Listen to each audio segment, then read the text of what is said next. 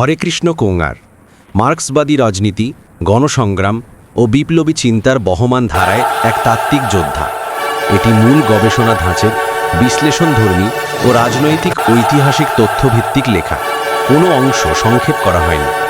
ভূমিকা: ভারতের বামপন্থী আন্দোলনের ইতিহাসে বহু প্রখ্যাত নেতৃত্বের নাম আলোচিত।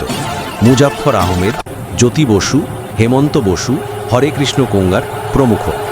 এদের প্রত্যেকেই তাদের নিজ নিজ যাত্রাপথে মার্ক্সবাদ, লেনিনবাদের তাত্ত্বিক ভিত্তিকে মজবুত করে গণরাজনীতিকে জনমানসে পৌঁছে দিয়েছেন।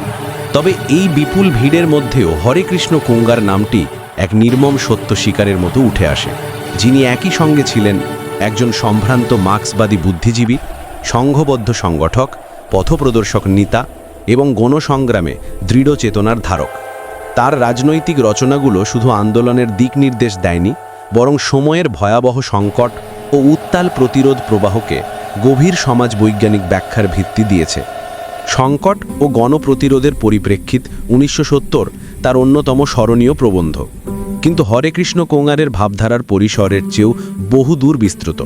ভারতীয় রাষ্ট্রের চরিত্র, শ্রেণী সংঘর্ষ, কৃষক শ্রমিক আন্দোলনের অবস্থান, বামপন্থার অভ্যন্তরীণ দ্বন্দ্ব, বিশ্ব সাম্রাজ্যবাদের রূপান্তর, ইতিহাস ও মতদর্শ, প্রতিটি ক্ষেত্রেই তার বিশ্লেষণ ছিল কঠোর বৈজ্ঞানিক ও শ্রেণী চেতনা নির্ভর। নিম্নে তার জীবন, রাজনৈতিক ভাবনা, প্রবন্ধ চর্চা, তাত্ত্বিক দৃষ্টিভঙ্গি ও সমকালীন গুরুত্ব বিশ্লেষণ করে একটি বিস্তৃত সমৃদ্ধ প্রবন্ধ রচিত হল। 1. হরেকৃষ্ণ কোঙার, শৈশব, শিক্ষা জীবন ও বুদ্ধিবৃত্তির ভিত্তি। 1.1 শৈশব ও পারিবারিক পরিমণ্ডল। হরেকৃষ্ণ কোঙার জন্মগ্রহণ করেছিলেন এক মধ্যবিত্ত পরিবারে, যেখানে শিক্ষা, সংস্কৃতি ও বিতর্কের পরিবেশ ছিল স্বাভাবিক। পরিবারের রাজনৈতিক প্রগতিবাদী ভাবনা থাকায় ছোটবেলা থেকেই তিনি ব্যবস্থা বিরোধী প্রশ্ন তুলতেন। সমাজে যে বৈষম্য, বর্ণ বিভাজন, বঞ্চনা ও শ্রমিকদের শোষণ প্রত্যক্ষ করতেন, তার থেকেই জন্ম নেয় ভবিষ্যতের বিপ্লবী মার্ক্সবাদী। 1.2 শিক্ষাজীবন ও মার্ক্সবাদে দীক্ষা। কলেজ জীবনেই তিনি সমাজতত্ত্ব, ইতিহাস, অর্থনীতি ও দর্শনের প্রতি গভীর আকর্ষণ অনুভব করেন। বিশ্বযুদ্ধ পরবর্তী পৃথিবীতে সমাজতান্ত্রিক আন্দোলন যখন বিস্তার লাভ করছে, তখনই তিনি প্রথম মার্ক্স, এঙ্গেলস ও লেনিনের লেখার সঙ্গে যুক্ত হন। মার্ক্সের ঐতিহাসিক বস্তুবাদ, লেনিনের সাম্রাজ্যবাদ বিশ্লেষণ ও গ্রামসির হেজিমনি তত্ত্ব তার চিন্তাকে আরও দৃঢ় ভিত্তি দেয়। 1.3 রাজনৈতিক সংগঠন ও প্রথম নেতৃত্ব। রাজনৈতিক সংকট। রাষ্ট্র ক্রমশ আধিপত্যবাদী, দমনমূলক, পুলিশি রাষ্ট্র হয়ে উঠছিল। 3.2.3 শ্রেণী সংঘর্ষ তীব্রতর। এই সময় শ্রমিক ধর্মঘট, কৃষক বিদ্রোহ, ছাত্র আন্দোলন, সব স্তরেই প্রতিরোধ বাড়ছিল। 3.2.4 ভারতীয় সমাজে শ্রেণী গঠন। তিনি ভারতীয় সমাজকে 3 প্রধান অংশে বিভক্ত করেছিলেন: বৃহৎ পুঁজিপতি শ্রেণী, আধা সামন্ত প্রভু শ্রেণী, শ্রমিক ও কৃষক শ্রেণী। 4.2 কৃষক শ্রেণীর গুরুত্ব। ভূমিকা: শ্রমিক শ্রেণী শুধু অর্থনৈতিক লড়াই করলে চলবে না, তাদের রাজনৈতিক সংগ্রামে নেতৃত্ব দিতে হবে। 4.4 মধ্যবিত্তের ভূমিকা নিয়ে তার বিশ্লেষণ। 5.1 ভারত কি সত্যি সমাজতান্ত্রিক ঢাঁচের রাষ্ট্র? হরেকৃষ্ণ কোঙার এটি দৃঢ়ভাবে অস্বীকার করেছিলেন। তিনি বলেন, রাষ্ট্রযন্ত্রের নিয়ন্ত্রণ বড় পুঁজিপতি, সাম্রাজ্যবাদের সঙ্গে গভীর সম্পর্ক। আমলাতন্ত্র পুঁজিবাদকে রক্ষা করে, সুতরাং ভারতের রাষ্ট্র পুঁজিবাদী, সাম্রাজ্যবাদী প্রভাবাধীন। 5.2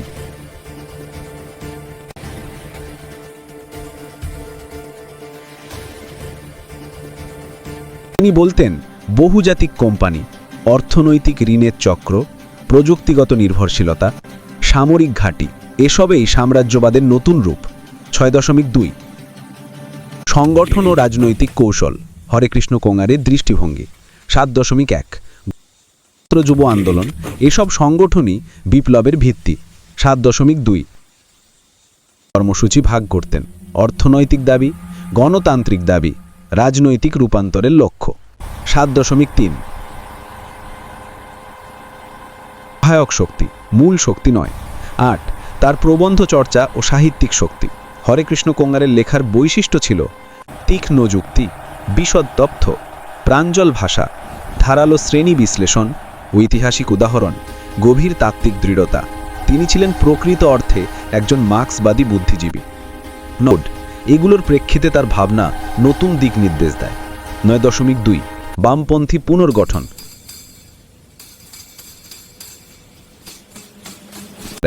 10 ব্যক্তিত্ব, নেতৃত্ব ও বিপ্লবী মানবতা। হরেকৃষ্ণ কোঙার ছিলেন সংযমী, স্বচ্ছ আদর্শবাদী, কঠোর পরিশ্রমী, মানুষের সঙ্গে নিবিড় সম্পর্ককারী, দল ও আন্দোলনের প্রতি নিবেদিত। তার মানবিকতা বিপ্লবী চরিত্রের সঙ্গে মিলেমিশে একাকার হয়েছিল। 11 উপসংহার।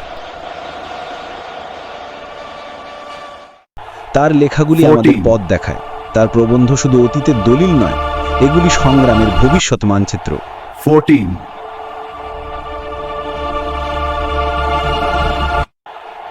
14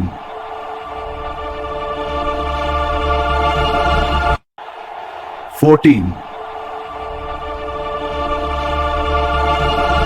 साइनमध्ये देशपाय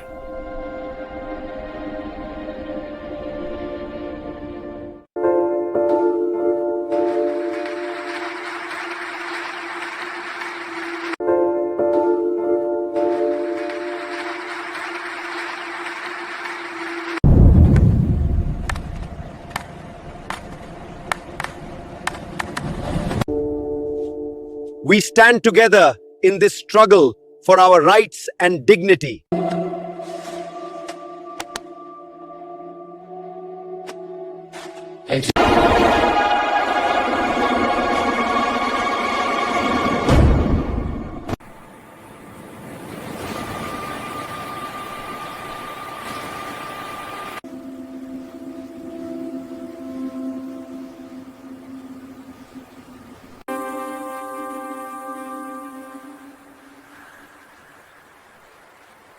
धान की सभराई से बचना चाहिए।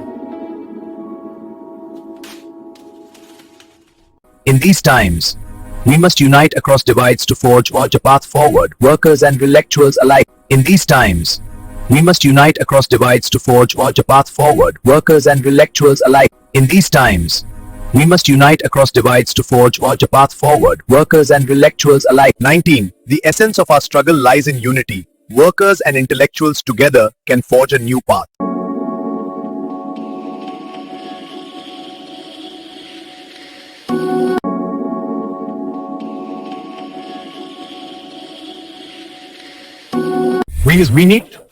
We need to focus our efforts here in the northern regions as the data shows strong support. We need to focus our efforts here in the northern regions as the data shows strong support.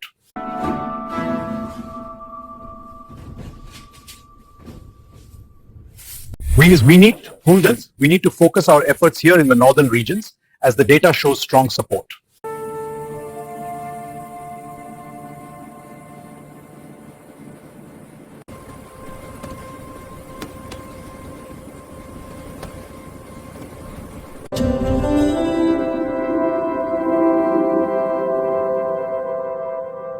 We must stand together in this tempest, for our strength lies in unity. 23.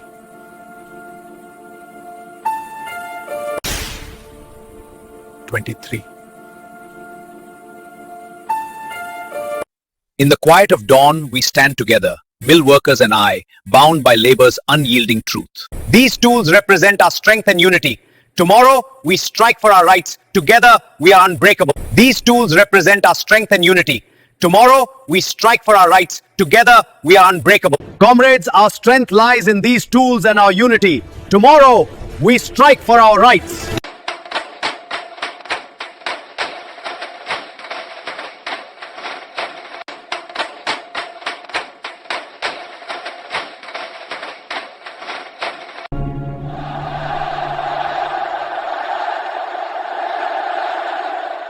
लेके